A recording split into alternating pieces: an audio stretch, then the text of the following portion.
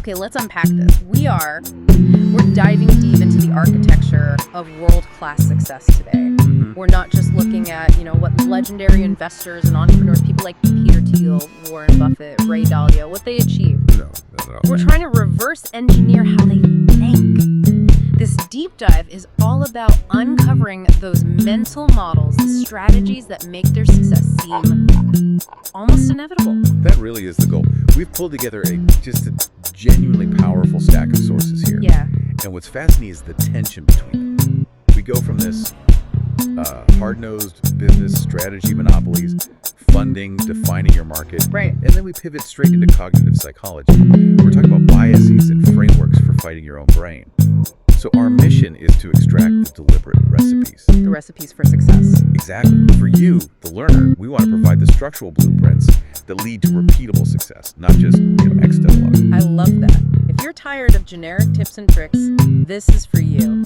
We're going for the underlying structures of great achievement. So where do we start? Let's start with what might be the most controversial idea in modern business, the fundamental definition of winning.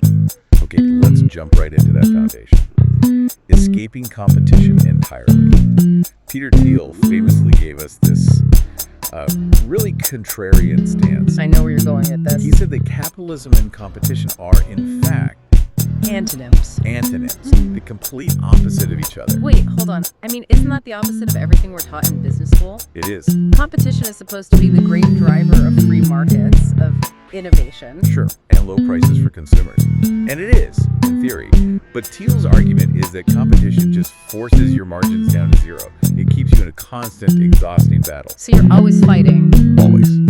He insists the most crucial distinction in business is between competitive companies and companies that have monopolies. A monopoly in this context is just a happy company that is the one and only provider of a specific, differentiated solution.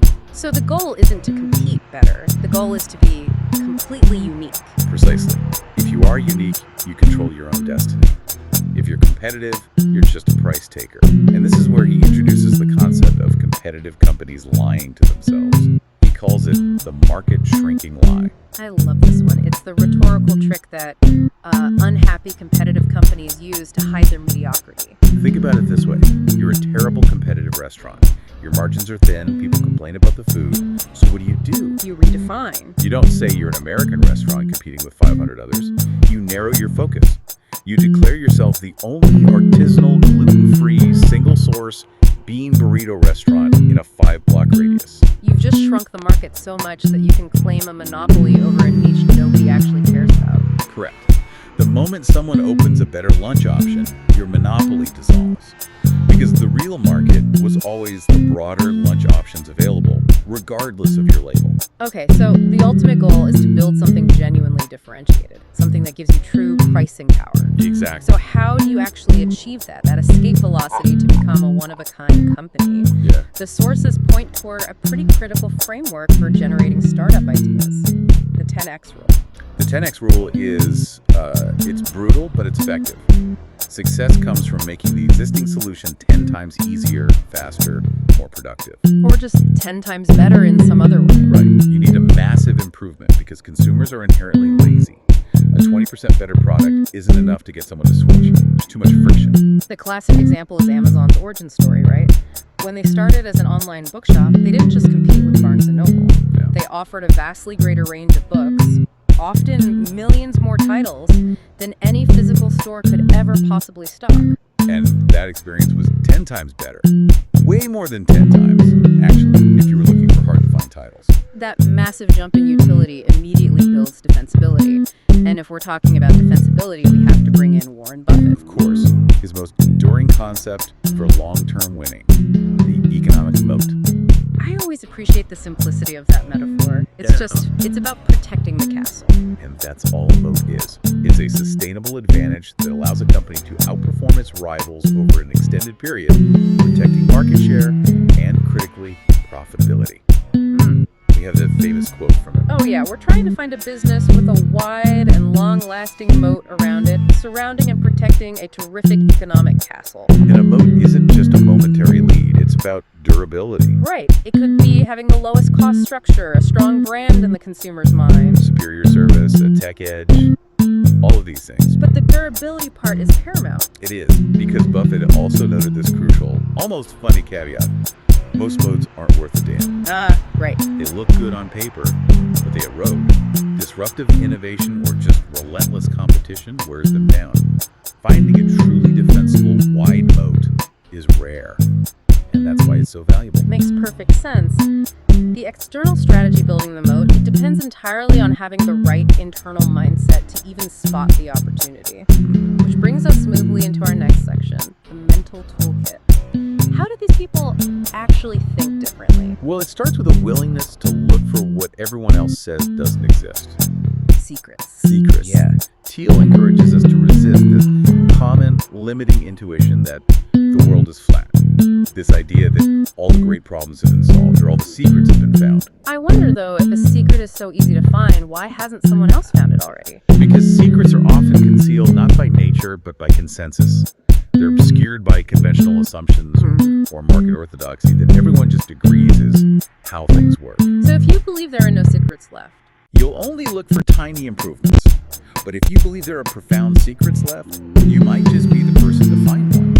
and to uncover those hidden truths, you need some powerful thinking tools. One of the most essential seems to be the mental model of inversion. Inversion is so radical because it just flips your perspective entirely. It breaks that tunnel vision. So instead of asking, how do I solve this problem? You ask the opposite. You invert the question and ask, what action would guarantee failure? And that immediately reveals flaws and priorities you might have otherwise overlooked. Right. If you're trying to build a successful software product, listing the things that guarantee success can be pretty vague, right? Right. Great UI, good marketing. Sure. But listing things that guarantee failure is concrete. Running out of cash, building features nobody uses, ignoring customer support. Systematically eliminating those failure vectors is often a much clearer path to success. So inversion is fundamentally a way of fighting the psychological flaws we all carry. This is where the cognitive science sources come in, showing us that just knowing about these flaws is, well, it isn't enough. Exactly. Our sources highlight what's called the G.I. Joe fallacy. I like this. It's the dangerous tendency to think that merely knowing about a cognitive bias is enough to overcome it. It isn't. You need systems and checks to counteract them actively. Okay, let's run through a few key biases we need to actively mitigate. Let's start with anchoring bias. Focalism. This is a big one. It's relying too heavily anchoring on the first piece of information you receive. So say you're negotiating a contract and the other side throws out a number that's just outrageously high. Right. Even if you know it's ridiculous, that number disproportionately influences every single subsequent estimate and negotiation point. You see this in product development constantly. If the initial budget estimate for a feature is $500,000, all future discussions somehow start at or near that number, even if it was a total guess. It's anchored. Then there's the availability heuristic. This one makes us terrible judges of risk, doesn't it? It does. It means we overestimate the likelihood of events that are more easily recalled from memory. Things that are recent, unusual, or emotionally charged. Exactly. A spectacular, rare airline disaster gets massive news coverage, leading people to fear flying, even though the statistical risk is tiny compared to driving. And investors do this all the time. They make bad decisions based on the most dramatic recent market crash, not the long-term data. And crucial for any negotiation or investment decision, loss aversion. Loss aversion is so powerful. The perceived pain of giving something up that you own is roughly twice as great as the pleasure you get from acquiring it in the first place. So that's the psychological mechanism that explains why people hold on to bad investments longer than they should. They're hoping to break even Though they wouldn't buy that same stock today. It's the sunk cost fallacy's ugly cousin. And finally, proportionality bias. Okay. This is the innate human tendency to assume that big events must have big causes. When something massive and complex happens, a global pandemic, a financial crisis, our brains prefer a simple, massive, singular explanation over the messy reality of thousands of small, interconnected failures. Which might explain why people are so prone to accepting conspiracy theories. The official explanation often seems too mundane for the scale of the outcome. Exactly. And understanding these biases is step one, but then you have to implement. You need the right mindset, but then you need the right execution to actually scale. Which brings us right to section 3, where we see the power of concentration and the power law. Power law. It dictates that in certain fields, especially tech startups, creative industries, the results follow a massively skewed distribution. Meaning a tiny percentage of outcomes account for almost all the returns. The skew is just vast. Yeah. And the implication is that focused resource allocation concentration on your potential winners yields way more impact than spreading your investments thin. Diversifying too broadly in these environments basically guarantees mediocrity. It does. And Warren Buffett is the perfect example of this in public markets.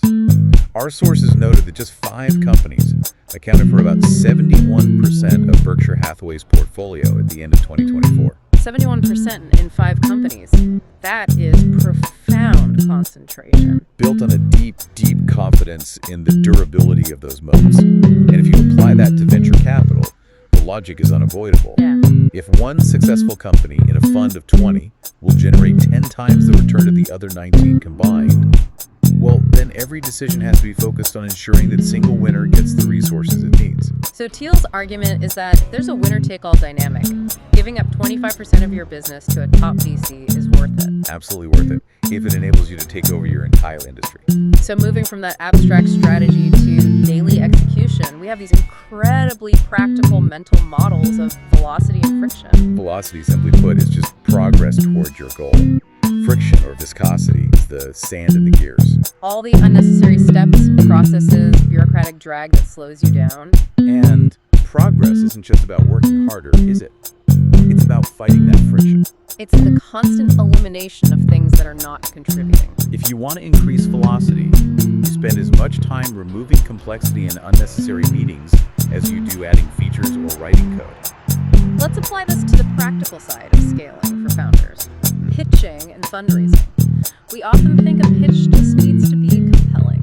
But that misses a key psychological reality for the investor. Which is? You have to overcome investor inertia. Senior VCs are already wealthy.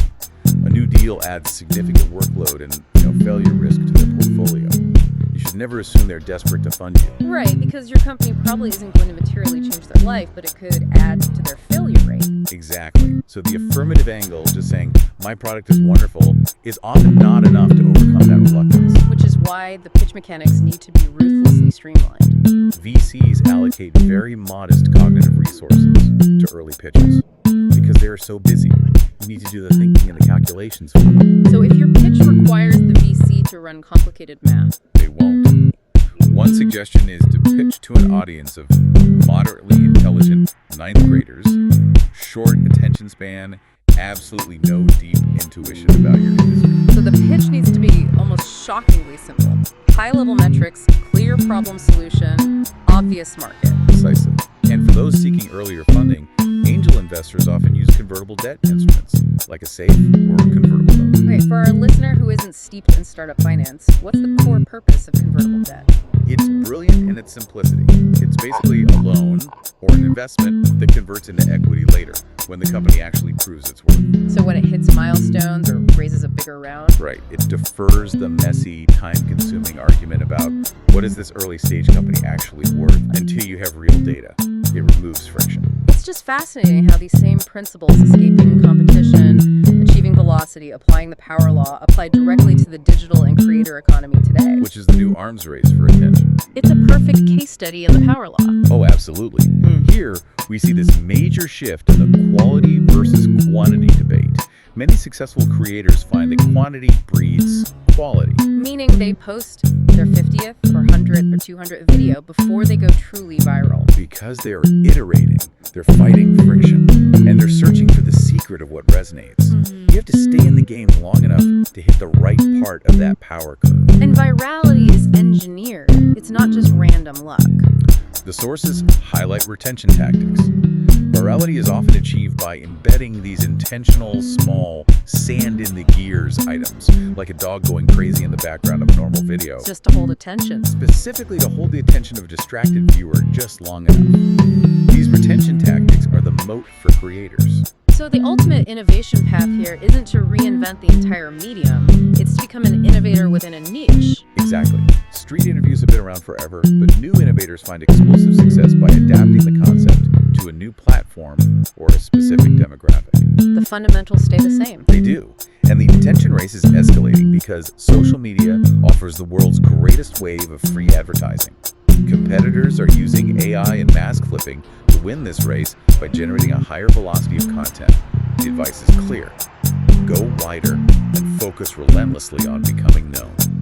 This entire deep dive has been a journey through deliberate decision-making, from identifying monopoly opportunities and building moats, to using inversion to challenge our deepest assumptions, and then applying power law thinking to focus our efforts where they matter most. Indeed. And we can finish with Peter Thiel's core principle. Yeah. You are not a lottery ticket. Success doesn't come from statistical probability.